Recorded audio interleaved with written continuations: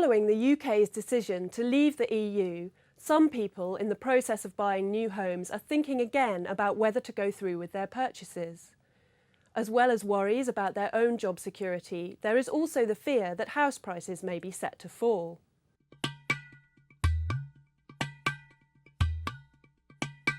Well, the initial reason is that same drop in consumer confidence. Lucian Cook of the residential research team at Savills says, uncertainty pre-referendum impacted on new buyer inquiries. A continuation of that uncertainty is likely to pull back price growth and transactions in the short term. Investors in equity markets initially sold off house builders' shares to a level that implied a 5% house price drop, but the share prices have since recovered slightly.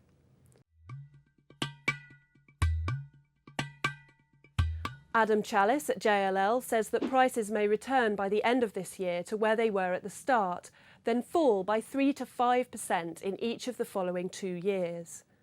Analysts at Bank of America Merrill Lynch are more pessimistic, forecasting a 10% drop in the coming year. That really depends on the impact of Brexit on the UK economy, so factors like jobs and wage growth. Economists have cut their estimates of UK GDP growth in 2016 and 2017, but the consensus is that the economy will still expand in those years.